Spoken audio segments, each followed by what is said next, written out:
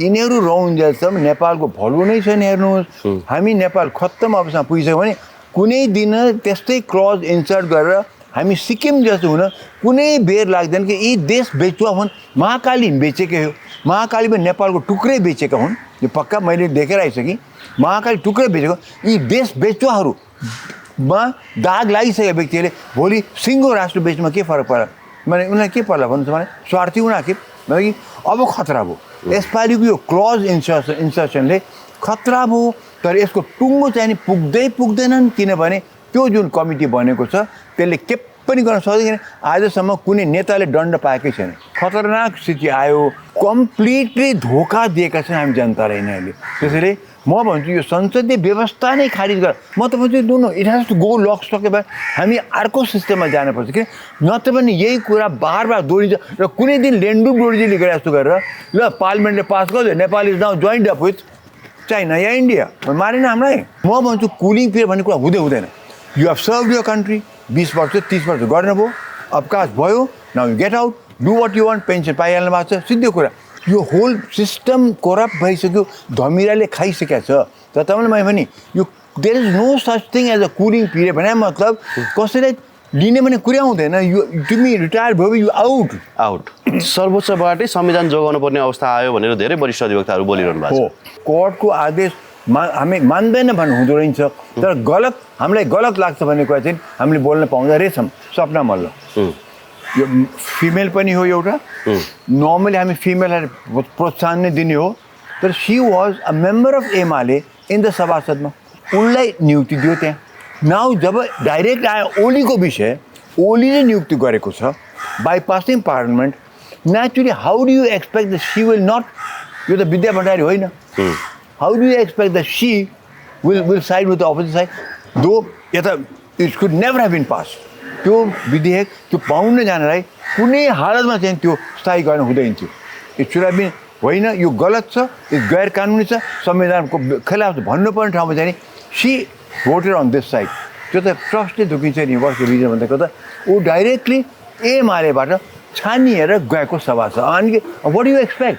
ब्युरोक्रेसीलाई बलियो पार्न जाँदाखेरि डेमोक्रेसी खत्तम पार्ने, नेक्स्ट स्टेप त डेमोक्रेसी खत्तम हो यहाँ त। किनभने टोटल पार्लियामेन्टलाई बाइपास गरेर एउटा प्रधानमन्त्री जङ्गबहादुरले चाहिँ नि पृथ्वीनारायण शाहको पावर लिएर जुन गर्यो उसले, त्यो त चौपट भयो नि त, त्यो खत्तम भयो नि। मैले मतलब जसरी हाम्रो चाहिँ जङ्गबहादुरले राजा रानीको पन्जा लिएर अब उपरान्त तिमीले नै सबै त्यो गर्ने, सबै नियुक्ति तिम्रो, महाराज तिमीले बनाउने भनेपछि यहाँ पनि जङ्गबहादुर शैली त आएन ओलीको, पार्लियामेन्ट चाहिँदैन मैले भनेको सिद्धो।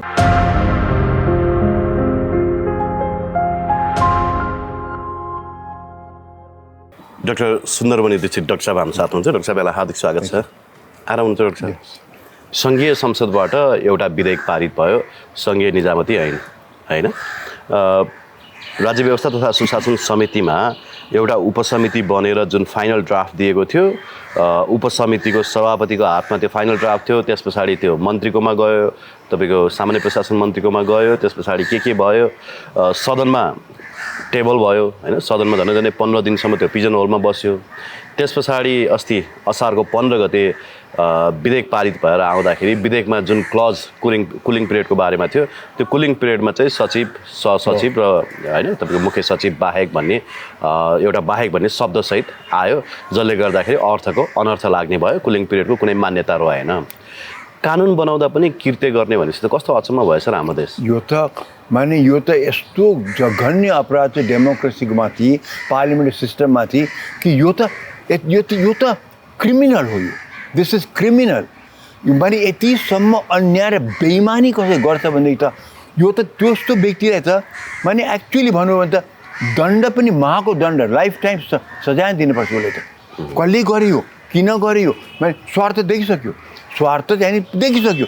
Question is who's and why. स्वार्थ देखियो, कसले गर्यो, कसले गर्यो भन्दा पनि नि म चाहिँ के देख्छु भने यसमा सबैभन्दा मुख्य दोषी चाहिँ जो 274 सांसद, त्यहाँमध्ये कति मिसिङ, कति अहिले तपाईँको हुनुहुन्न होइन, त्यो सांसदको टोलीले जसरी चाहिँ ढ्याप गरेर पास गरे नि, उहाँहरू चाहिँ प्रमुख दोषी होइन?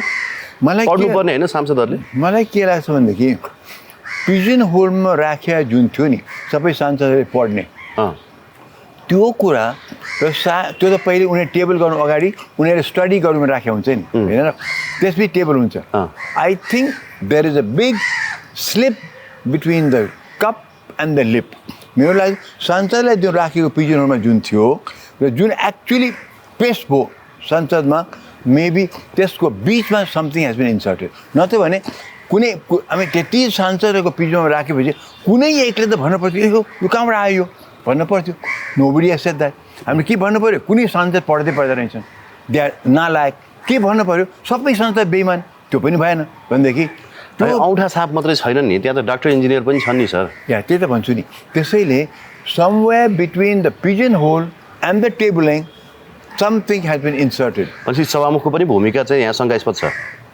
एभ्रिथिङ शङ्कास्पद छ यहाँ त अब किनभनेदेखि बिट्विन द टु पिरियड सभासद पनि भन्दा पनि बढ्ता समबडी हेज भित्र खुसुक्क हालिदिएको छ between the pigeon hole and the tabling त्यो भने त्यसमा सभासदले भन्न मिल्दैन पिजन होलमा गएको बेलामा चाहिँ त्यो क्लज थिएन त्यसो भए र भावैदेखि त कस्तो बोल्दैन थियो त कसैले बोलेनन् फेरि किनभनेदेखि छैन त्यहाँ त्यो पक्कै थिएन त्यहाँ अनि यसरी तपाईँको दिउँसै रात पारे भने त भोलि कुनै राष्ट्रघाती सामान्य चाहिँ तपाईँको क्लज त्यहाँ छिराएर ल्यायो भने भोलि एकचोटि गिर्जा बाबुले चाहिँ तपाईँको यो अर्थ विधेयकमा चाहिँ तपाईँको नागरिकता विधेयक हालेर ल्याउनु भएको थियो होइन हो नागरिकता ऐन छिराएर ल्याउनु भएको थियो अनि यस्तै भोलि चाहिँ यिनीहरूले तपाईँको नियत खराब भएका मानिसहरूले त अन्य काम पनि त गर्छन् नि तपाईँ गिर्जा बाबुको त्यो कुरा गर्नु भोलि छिराएर चाहिँ नि ल अब नेपाल चाहिँ नि फलाना मुलुकसँग गाभियो भनेर लेन्डुप डोर्जीले घेरा जस्तो गरेर सिक्किम त गयो त्यहाँ भन्थ्यो भने के गर्ने माने इमेजिन पार्लियामेन्टले पास गरिदियो कि हामी चाहिँ नि अब we have got joined up with we have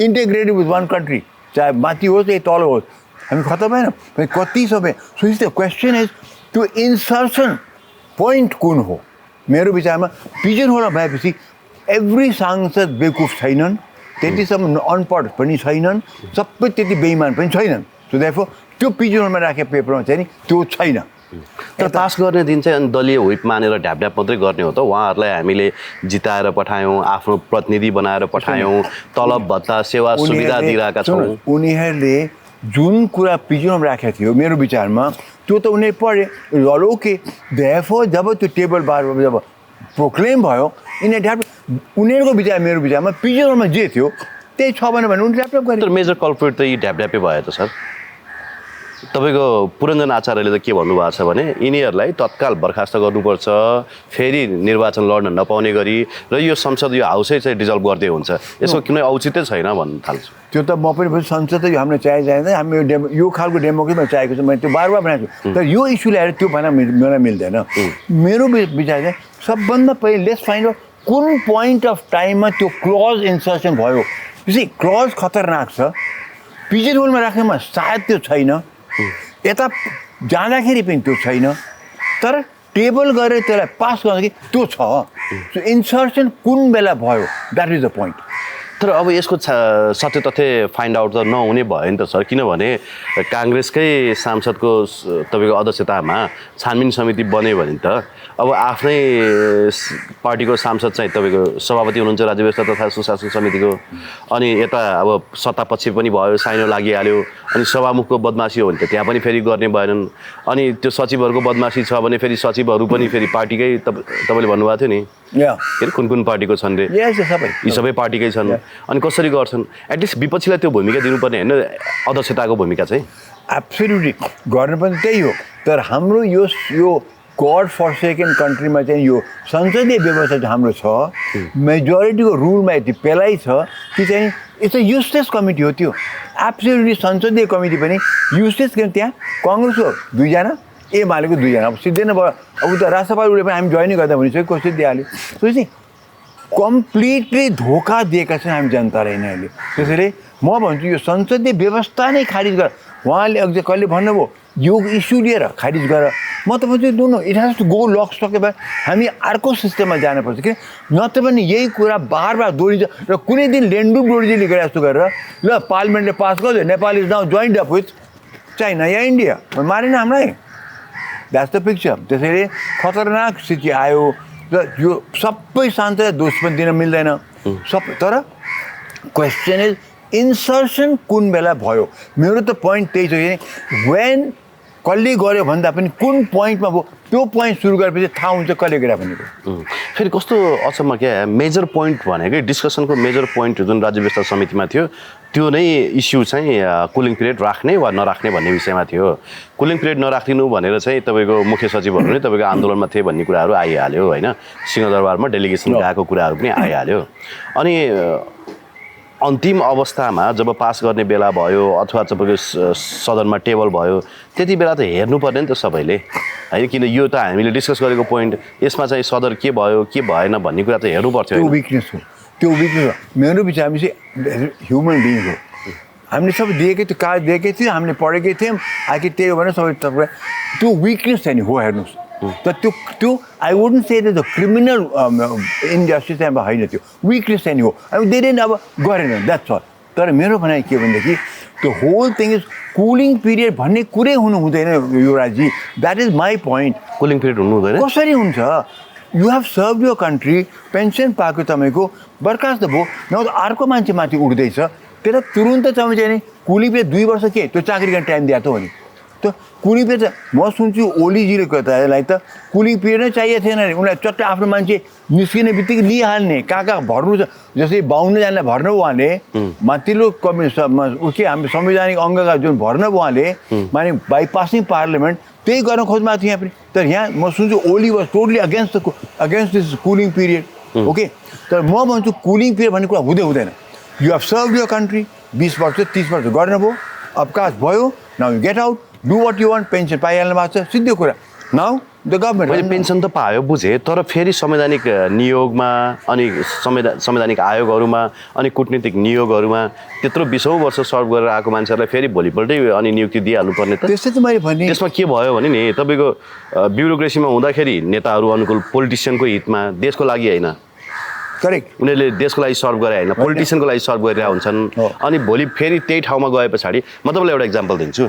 प्रेम राई आज अख्तियार प्रमुख आयुक्त हुनुहुन्छ होइन, उहाँको विवाद थियो कि थिएन भन्नुहोस् त? थियो।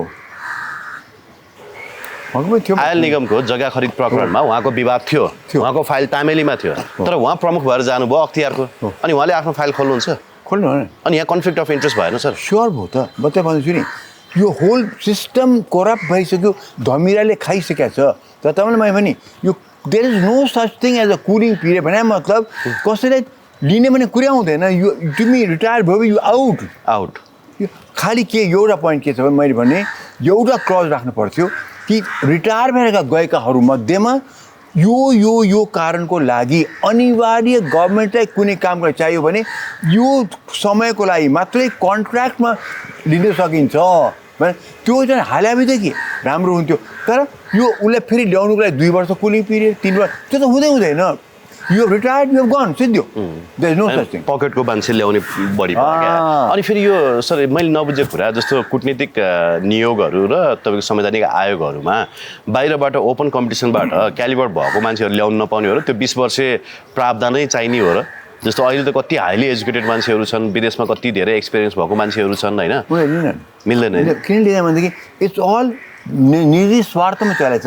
हेर्नुहोस् युवराजजी, यस्तै हामीले अहिले रुखको पातको कुरा गरेर यो पात कुहियो, त्यो पात सुक्यो, the fact is the whole trunk is corrupt छ कि त्यसले यो ट्रङ्क करप्सनको रुट जरा भनेको संसदीय व्यवस्था नै भयो कि this parliament and the parliament system is the den of corruption हो, एन्ड करप्सनले यसलाई मेन्टेन गरिरहेको छ।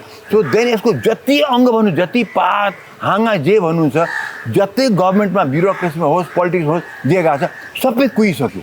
That's the point. ब्युरोक्रेसी र तपाईँको ल भनौँ एक्जिक्युटिभ त कुहिए होइन, पार्लियामेन्टको त झन् कुरै नगरौँ, तर न्यायपालिका पनि शङ्कास्पद भूमिकामा रह्यो भन्दैछन्। अब अहिले त्यो तपाईँले अघि भन्नुभयो संवैधानिक आयोगहरूमा गरिएको 52 जनाको नियुक्तिको विषयमा जुन भर्डिक्ट आयो त्यसलाई हामीले सम्मान गर्नुपर्छ, किनभने सर्वोच्चको फैसला हो। तर सर्वोच्चबाटै संविधान जोगाउनु पर्ने अवस्था आयो भनेर धेरै वरिष्ठ अधिवक्ताहरू बोलिरहनु भएको छ। अहिले त्यो हामीले मैले सुने के भनेदेखि हामीले कोर्टको आदेश हामी मान्दैन भन्नु हुँदो रहेछ, तर हामीलाई गलत लाग्छ भन्ने कुरा चाहिँ हामीले बोल्न पाउँदो रहेछौँ। सो हामी मान्दैन भन्नु मिल्दैन। तर हामीले मैले अहिले हेर्दाखेरि चाहिँ के देख्छु भने यो 3 जना त्यसको फर्ममा गए नि, यो नियुक्ति ठिक छ भने नि, त्यसमा खास एक दुईवटा कुरा गरौँ। सपना मल्ल यो फिमेल पनि हो एउटा, नर्मली हामी फिमेललाई प्रोत्साहन नै दिने हो, तर she was a member of Emale in the सभासदमा, पूर्व सांसद सभाको सभासद त्यो सभासद त्यो पूर्व, उनलाई नियुक्ति दियो त्यहाँ। नाउ जब डाइरेक्ट आयो ओलीको विषय, ओलीले नियुक्ति गरेको छ bypassing parliament, naturally how do you expect the she will not, यो त विद्या भण्डारी होइन, how do you expect the she will side with the opposite side, though यता it could never have been pass.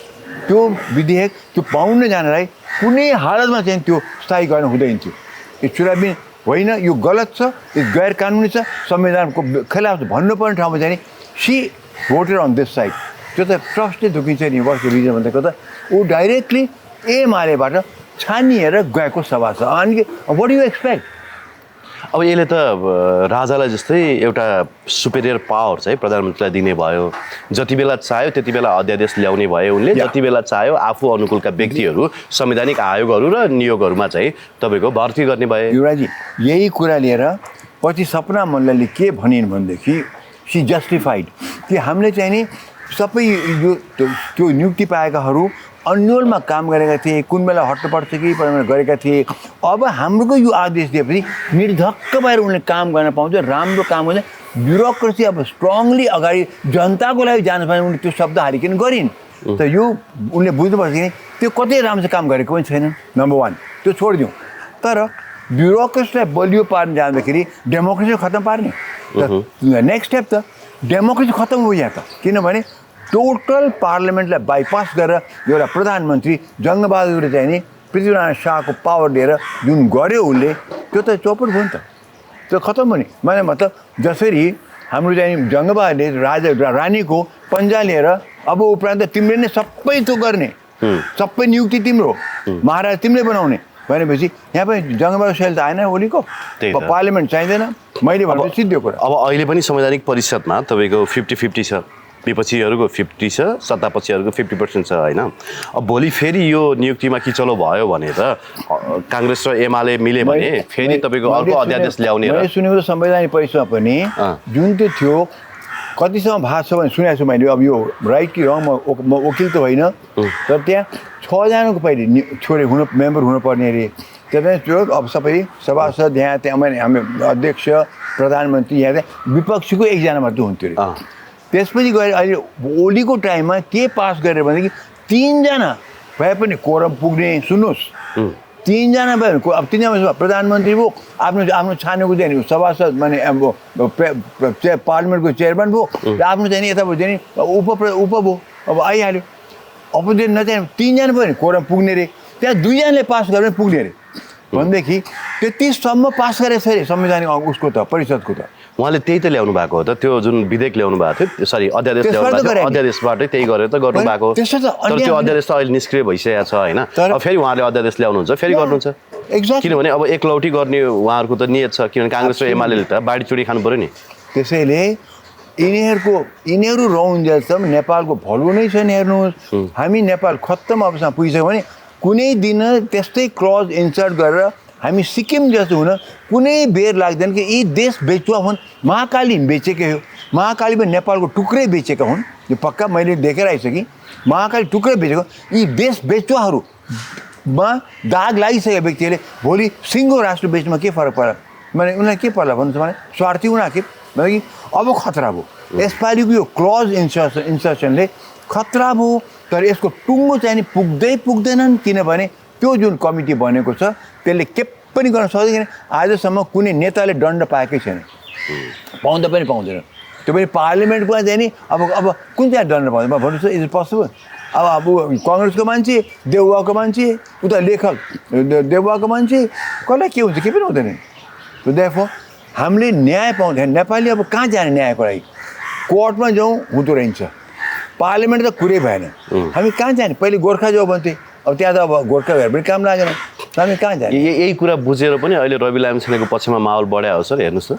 अहिले रवि लामिछाने पक्षमा माहौल बढायो भन्दा पनि त्यहाँ ठुलो खतरा छ। उनीहरूले जुन भने नि यो चाहिँ नि हामीले चाहिँ नि यो उसको रिहाईको लागि गरेका छन्। द्याट मिन्स रिहाईको लागि होइन, हामीले जनमत टेस्ट गर्न खोजेको हो भनिरहेको छ। जब के को लागि टेस्ट गरेँ? For what? यो प्रतिशोध हो कि होइन भनेर जनतामा चाहिँ कस्तो छ? अब एक हिसाबले राजनीति पनि होला नि सर। प्रतिशोध भने अब यो म तपाईँले क्लियर गर्नु पऱ्यो, प्रतिशोध कसले? सरकारले त यो ऊ त अहिले हैरास मान्छे कोर्टको आदेशबाट।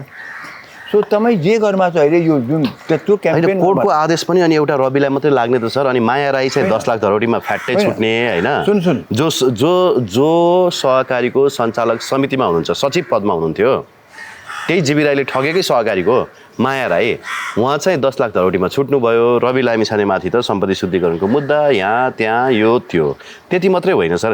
तपाईँलाई म एउटा इन्ट्रेस्टिङ कुरा देखाउँछु, तपाईँले सायद चिन्नुहुन्छ होला, म त त्यति धेरै चिन्दिनँ सर यो नेताहरूको ऊ होइन। तपाईँलाई 2-4वटा फोटो देखाउँछु ल सर। यी नेता मलाई उदय शमशेर जस्तो लाग्छ होइन? म चिन्दिनँ। तपाईँले चिन्नु नेपाली काङ्ग्रेसका उदय शमशेर जस्तो लाग्छ मलाई होइन। यिनको नाम हो भरत महर्जन, सुमेरु सहकारीका। अब यिनी अर्को नेतासँग छन्, यिनी तिनै भरत महर्जन हुन्। अब यिनी अर्को नेतासँग छन्, यिनको नाम हो जनार्दन शर्मा। अब यिनी अर्को नेतासँग छन्, यिनको नाम हो माधव नेपाल। अब यिनी अर्को नेतासँग छन्, यिनको नाम हो प्रचण्ड। अब यिनी अर्को नेतासँग छन्, यिनको नाम हो डाक्टर बाबुराम भट्टराई। यिनी अर्को नेतासँग छन्, यिनलाई चाहिँ म पनि चिन्दिनँ, यिनी अग्लो अग्लो कदका छन्, के नाम हो थाहा छैन होइन। यति धेरै नेताहरूसँग उनको सम्पर्क रहेछ। जीवी राईको पनि यति धेरै नेताहरूसँग सम्बन्ध थियो। तर आज भरत महर्जन 12 अर्ब ठगेर युकेमा मजाले युकेमा बसिरहेका छन्। खोइ त राज्यले उनलाई समात्नु पर्दैन सर? हो त नि, अनि तपाईँ किन नसमात्छ भन्नुहोस् मलाई। यही द्याट्स द पोइन्ट। जीवी राईले किन समात्छ? अहिले रवि लामिछानेलाई किन यो गरे भन्दा तिमीले यिनलाई किन समातेन भन्नु पो सरकारको चाहिँ त्यो नेगेटिभ कुरा गर्नु पर्थ्यो। त जनताले यो कुरा बुझे नि त, जनताले बुझे नि त रविमाथि चाहिँ यिनीहरूले बदनियत राखेका रहेछन्। सुन्नुहोस्, रवि लामिछानेमाथि जे अहिले उनी हिरासतमा छन् त्यो सरकारको गृह मन्त्रालयले गरेको होइन, त्यो 4-5 अदालतले नै उनलाई चाहिँ त्यो काम गराएको त्यो भएको छ। त्यसैले तर अदालतको पनि भरोसा गर्नु सक्यो त सर? तपाईँले अघि भन्नुभयो त अब हामीले न्याय नपाउने भयो भन्नुभयो नि तपाईँले अघि। अब अहिले तपाईँले अब त्यो सबै छैन भने फेरि कसलाई गुहार गर्नु त? अहिले मैले भने के भने तपाईँको यो जुन यो अहिले यो प्रतिशोध कुरा भएको छ, तपाईँले बताउनु पऱ्यो सिग्नेचर क्याम्पेन कसले को माथि कसको हामीले भन्नु पऱ्यो यो सरकारले प्रतिशोध गरेर भन्नु। तर रवि लामिछाने अहिले जुन हिरासतमा छ त्यो सरकारको आदेशबाट होइन, कोर्टको आदेशबाट हो। बिफोर तपाईँले कोर्टको आदेश आउनको लागि अनि कानुन मन्त्रीले फोन गर्छन् बारम्बार भनेर आरोप लगाइरहेका छन् डाक्टर अमरेश कुमार सिंह। स्योर, कानुन मन्त्रीले न्यायाधीशलाई फोन गर्छन्। राइट, यो मलाई पनि थाहा छ, यो त्यो थाहा नहोला।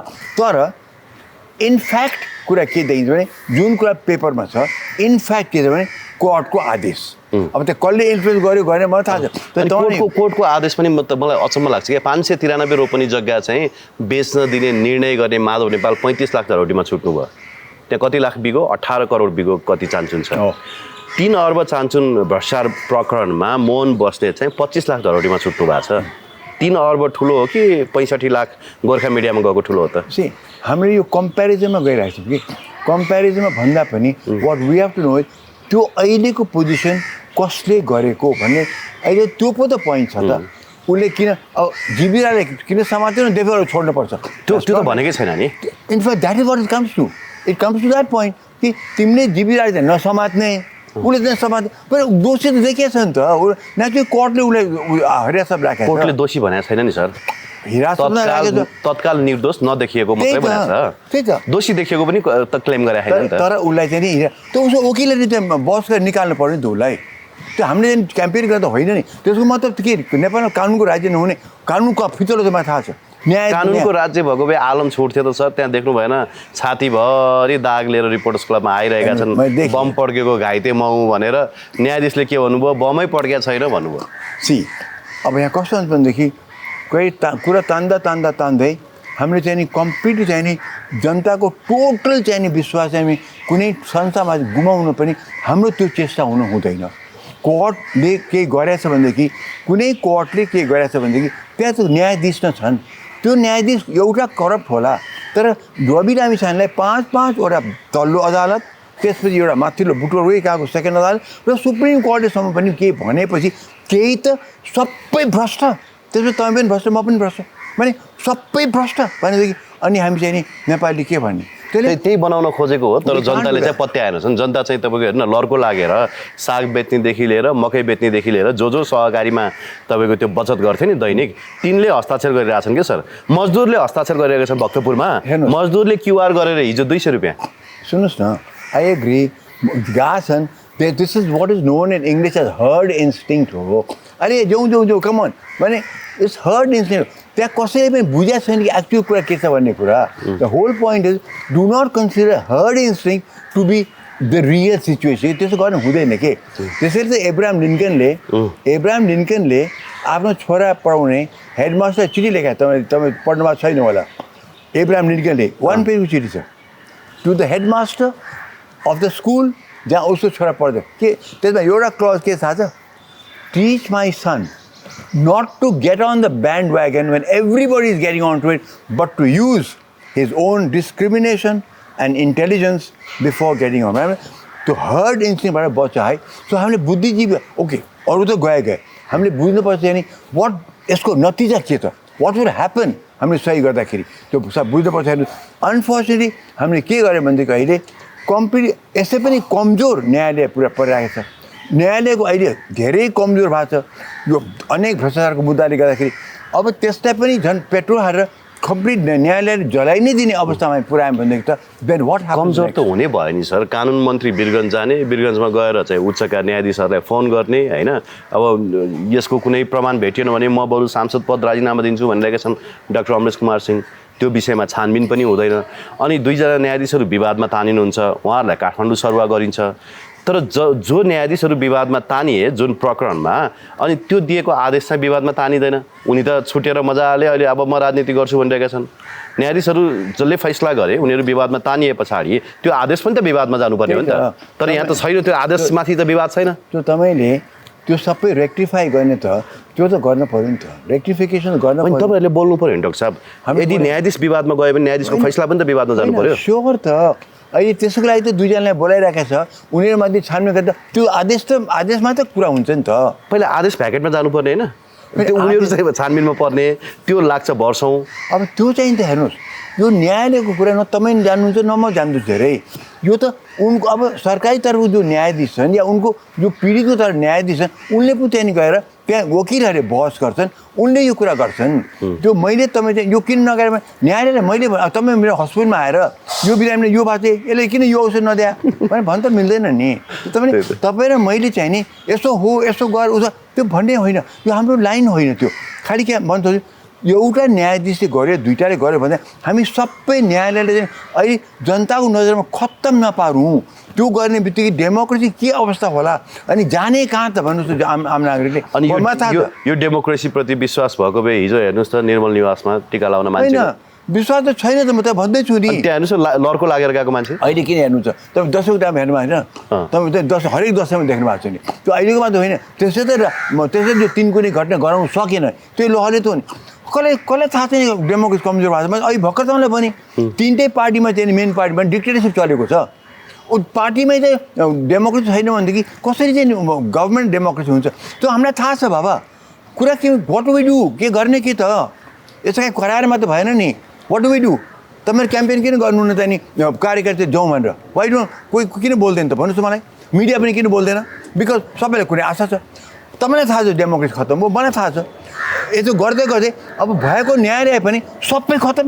एउटा हस्पिटलमा यो डक्टरले एउटा कमजोरी काम गर्यो अहिले त्यही चलिरहेको छ नि। यो नर्सले के गर्यो भन्दै सबै हस्पिटल नै खत्तम। हस्पिटल सबै चाहिँ रद्द, डक्टर सबै रद्द, नर्सहरू सबै रद्द। त्यो भन्न मिल्दैन नि। त्यो अलिकति हस्पिटलमा चाहिँ मान्छेको विश्वास जान्छ उठ्छ, त्यो त होइन नि। त्यही कारण हामीले पनि खुब विचार गरेर अगाडि बढ्नुपर्छ कि डेमोक्रेसीमा हेर्नुहोस्, डेमोक्रेसीमा you have the right and you responsibility. Democracy बचाउने तपाईँको पनि रेस्पोन्सिबिलिटी छ, मेरो पनि छ। तर हामी डेमोक्रेसी बचाउने हामी भन्दा चाहिँ वाट टु डु, के गर्ने त भन्दाखेरि चेन्ज द सिस्टम। यो करप्सनको डेन भयो यो पार्लियामेन्ट सिस्टम, द्याट्स चेन्ज भनेर त्यता पनि हामीले क्याम्पेन गर्नु पऱ्यो।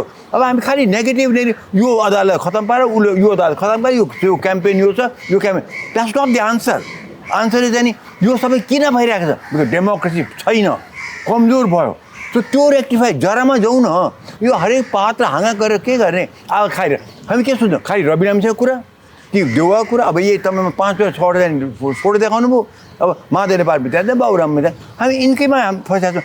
बट यी सबैलाई प्रोत्साहन दिने के हो त भन्दाखेरि यही सिस्टम. सो त्यसमा पनि जानु पऱ्यो हामी. Let's do something. तर म देख्छु यो बहस कोही छ, यो पोजिटिभ कसै सपाने बहस कोही पनि गर्दैनन्. सबै खालि यसरी नेगेटिभ गरिरहेको छ कि ध्वस्त पार्दैछ डेमोक्रेसी. अब केही त गर्नु पऱ्यो. अमेरिकामा पनि जब तपाईँ रुख काट्दै हाल्नुहुन्छ नि, you first to plant a new बोट प्लान्ट गर्न पर्छ, गर्नै पर्छ, नत्र त्यो खत्तम हो नि जङ्गल त. अब यहाँ हामी ध्वस्त पार्दैछौँ, न्यायालय पनि ध्वस्त पार्दैछौँ. अहिले यो हामी बहस चलाएर न्यायालय पनि ध्वस्त, ऊ पनि ध्वस्त. अब प्लान्ट खै त, we are not plant anything.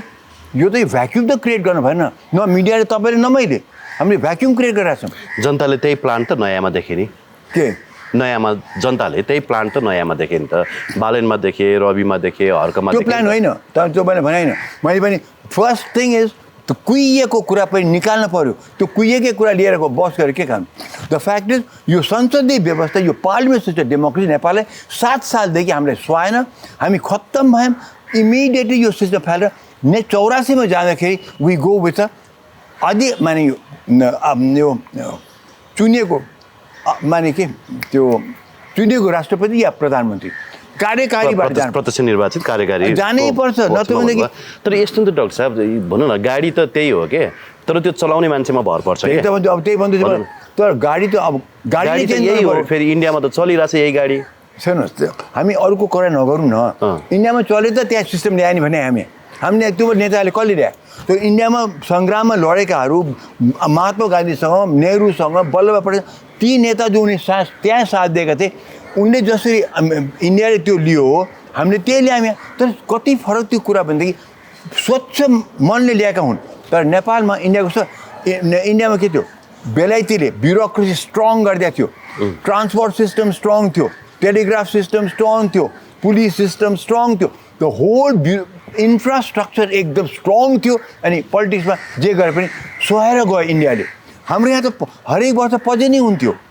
Rana साल टाइममा त एभ्री इयर पजेनी हुन्थ्यो. Everybody was transfer. अनि के बलियो थिएन, के पनि बनाएको थिएन. अब त्यहाँ ल्याएर सरक्क पालमा हाल्दाखेरि त इडेन फस्टाउनु सकेन. अनि पञ्चायत आयो डाइरेक्टली. 17 साल पञ्चायत आयो. त्यो पनि खत्तम भयो. 46 साल आयो.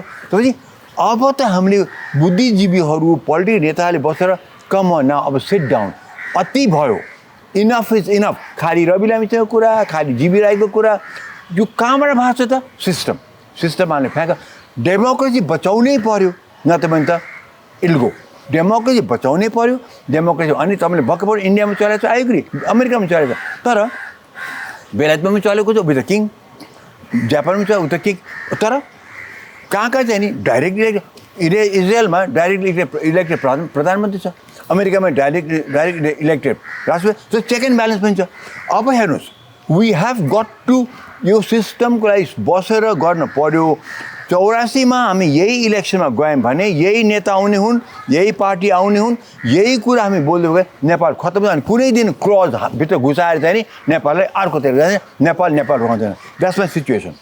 अब चाहिँ हामीले खालि नेगेटिभ कुरा नगरौँ, come to a positive point. Common campaign गरौँ कि चाहिँ नि वाट इज आन्सर के. यो रवि लामिछानेलाई हिरासतमा बाहिर निकालेर पनि हुँदैन, उसलाई माधव नेपालले थुनेर पनि हुँदैन. हेर्नुहोस्, यो चाहिँ देउवालले मात्रै फ्याँकेर पनि हुँदैन. यो the whole lock stock and barrel, the whole system must go and democracy must get a new face completely.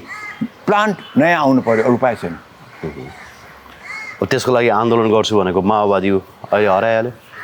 माओवादीले त चुनाव लगत्तै हामी कार्यकारीको लागि आन्दोलनमा जान्छौँ भनेको माओवादीले छेपारी प्रविधि देखाएन. Let us not depend only. हामी म भने तपाईँ मिडिया हो, म पनि बोल्दैछु. यस मान्छे सुन्छन् पनि हेर्छन् पनि, यति हजारले हेरे भनिन्छ. त्यहाँदेखि हेरेपछि त असर के पर्नु पऱ्यो नि त. बुद्धिजीवीहरू खास गरिकन the intellectual class, the class which count, the middle तहको जुन छन् नि, तिनीहरूले मात्रै चाहिँ नि अब यो सिस्टममा त्यो पो गर. तर हामी यति रुमलिएका छौँ केमा, रवि लामिछानेको यो सिग्नेचरमा रुमलिएका छौँ, यो प्रचण्डले यो माधव भयो, यति भ्रष्टाचारमा हामी रुमलियौँ कि चाहिँ त्यसमा हामी रमायौँ के. घोकडामा बस्यो, राजाको राजाको यस्तो देखियो भाइ वन्डरफुल. तर हामीलाई के फाइदा हो. द फ्याक्ट हामी नचाहिने कुरामा रुमलिएका छौँ, त्यसमा रमाएका छौँ. त्यो नालीको किरा नालीमा रमाएको छौँ. तर एक्चुअल पोजिटिभली के गर्ने त मुलुकको लागि भन्दाखेरि त्यो हामीले सोचेकै छैन. Nobody is doing it. कोही बोल्दैनन्.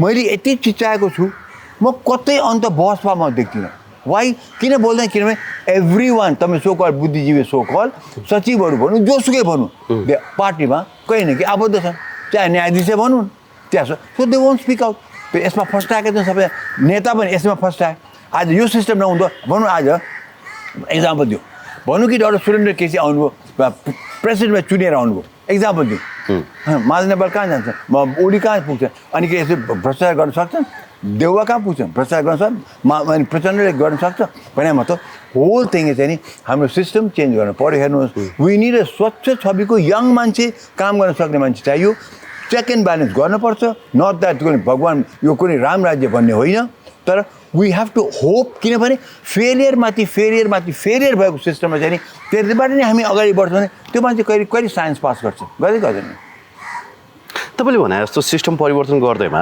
आमूल परिवर्तन हुनसक्ने अवस्था छ त जस्तो पावर पाउनु र सत्ता पाउनु भनेको फरक चिज रहेछ नि त डाक्टर साहब तपाईँले त्यो त यत्रो वर्षको तपाईँको भनौँ विगतको अध्ययनले पनि देखाइसकेको छ नि सत्तामा क्याप्चर कसको छ र होइन पावरमा को छ पावरमा भएको मान्छे पनि उछिटिन सक्दो रहेछ यदि सत्तामा उसको छैन भने पकड छैन भने भन्ने कुरा त देखिएको कुरा होइन पक्का कुरा मैले त एब्सोल्युट करेक्ट त केमा हुन्छ त्यो यही सिस्टममा हो तपाईँको यो जुन मल्टी पार्टी डेमोक्रेसी छ भोलि हामी कार्यकारितातिर गएर त्यस्तै संविधान संशोधन गरेर अगाडि बढ्यो भनेदेखि इभन अ इन्डिपेन्डेन्ट व्यक्ति क्यान फाइट द इलेक्सन अनिखेरि उसले कुनै पार्टीको अन्डर त हुँदैन है see so much can be done तर बुद्धि त लगाउनु पऱ्यो कहीँ त अब सोच्न थाल्नु पऱ्यो कतिचोटि फेल हुने अब 7 आयो 17 सालमा फेल खायो 46 साल आयो 59 फेल खायो 62 आयो अहिले फेल खाइरहेको छ how long can be go on like this भने इन्डिया इन्डिपेन्डेन्स भयो हामीलाई 4 वर्ष अगाडि कहाँ पुग्यो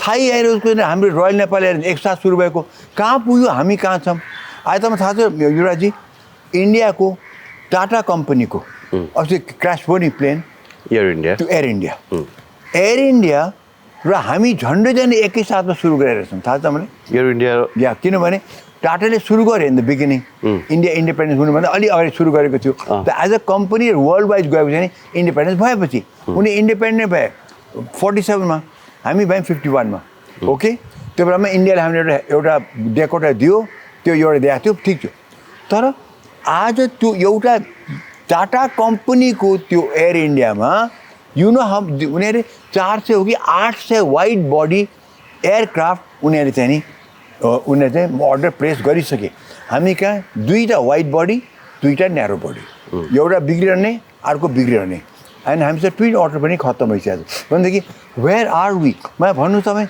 अब एकजना अर्को कुरा बताउँ सुसाजमा कुरा गर्ने मेरो ड्राइभिङ लाइसेन्स रिन्यू गर्न दिएको 1.5 वर्ष भयो अहिले मैले त्यो कागज उसमा चाहिँ नि त्यो लेखेकोमा भरमा एउटा सुशासन एउटा ड्राइभिङ लाइसेन्स जो पञ्चायत कालमा तत्काल हामी पाउँथ्यौँ 46 सालपछि पनि तत्काल पाइन्थ्यो आज ड्राइभिङ लाइसेन्स एउटा 1.5 वर्ष भयो मेरो आएको छैन टेल मी यही एउटा इक्जाम्पल दिनुहोस् न हाम्रो रोयल नेपाल एयरलाइन्सको हेर्नुहोस् त्यो एउटा इक्जाम्पल दिनुहोस् मेरो ड्राइभिङ लाइसेन्स कुरा गरौँ ल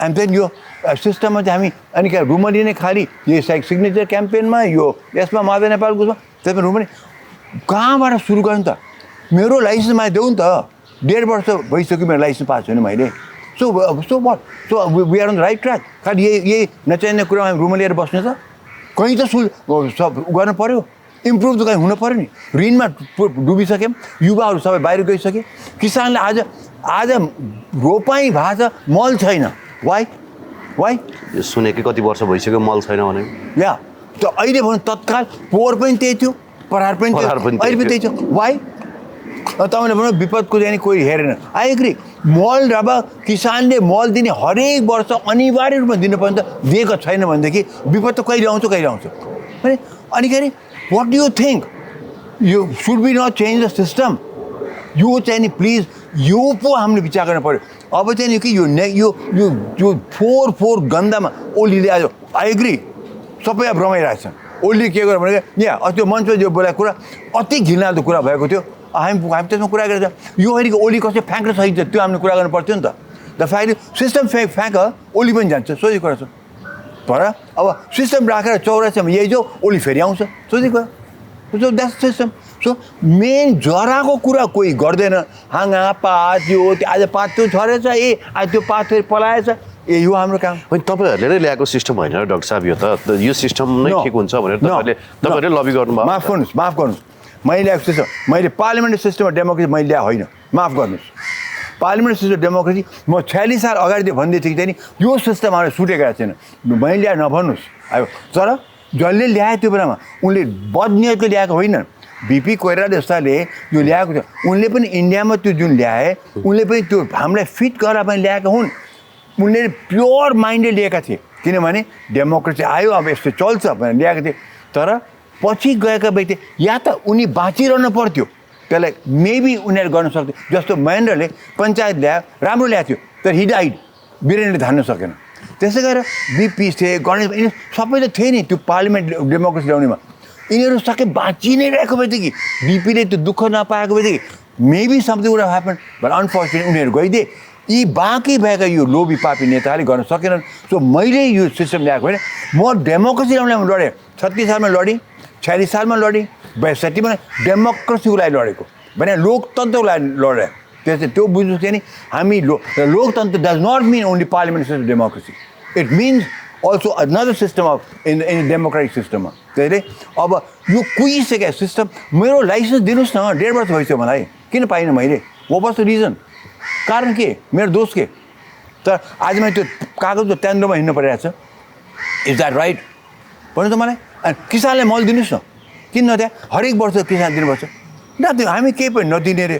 अनि हामी चाहिँ भने यही सिस्टम ठिक छ, ओली ठिक छ, देउवा ठिक छ, अनि गठबन्धन ठिक छ, अनि हामी चाहिँ नि उनको लागि सिग्नेचर क्याम्पेन गरिजान्छौँ। क्या हो यो? बाँच्नु मात्रै दिए त हुन्थ्यो भन्नेमा पुगिसके जनता। कानुन किर्ते नगर्दै, जनता नबेचिदिए, सरकारी जग्गा जमिन नखाइदिए, बाँच्न मात्रै आरामले दिए हुन्थ्यो भन्ने पक्षमा यो पुगिसके सबै यो बेचबिखन पनि सबै यही सिस्टमले ल्याएको छ भने, करप्सन यो पार्लियामेन्ट सिस्टमले भइरहेको छ भने। आज त्यो नभए चाहिँ कार्यक्रममा दण्ड पाउँथे यिनीहरूले। यसै एउटाले पनि राम्रोसँग दण्ड दिन सकेपछि धेरै कुरा यहाँ बन्द हुन्थ्यो। मैले त भन्थेँ नि, कुनै अपराधलाई जघन्य अपराध भनेर मृत्युदण्ड ल्याउनु पऱ्यो नेपालमा। चाइनाले हेर्नुहोस् कता कता मृत्युदण्ड दिइरहेको छ। साउदी अरेबियामा म सुन्छु अहिले 1600 मान्छेले यसमा यो वर्ष दिइसके मृत्युदण्ड। बिकज अफ आज पेपरमा छ, बिकज उसको ड्रग ट्राफिकिङमा। सो इन्डियामा छ, इन्डियामा छ, चाइनामा छ, नेपालमा चाहिँ हुँदैन। कसै हामीले त हाम्रो नेपाल खत्तम खोक्रो पारिसकेको व्यक्तिलाई पनि के हुन्छ भने अनि राजीनामा दिन्छ, मोटो पैसा खाइछ, अनि विदेश पलायन हुन्छ, सिधै कुरा। अनि मोज, जीबी राई मोज, ऊ अर्को मोज, महर्जन मोज, सबै मोज बाबा, नेताहरू पनि सबै मोज। अनि के कता चाहिँ यिनीहरूले चाहिँ देखाउनु पऱ्यो कि अब गऱ्यो भने तिम्रो यो हात हेर्नुहोस्, हाम्रो मकैबारीमा पहिले काग लाग्थ्यो मकैबारी, या हाम्रो यहीँभित्र पनि। अनि हामी के गर्थ्यौँ भने एउटा काग मार्थ्यौँ, त्यो काग चाहिँ झुन्डाइदिन्छ, त्यो चलन चाहिँ हो नि त। अनि त्यो काग झुन्डाएपछि अनि त्यो मकैबारीमा काग आउँदैन थियो।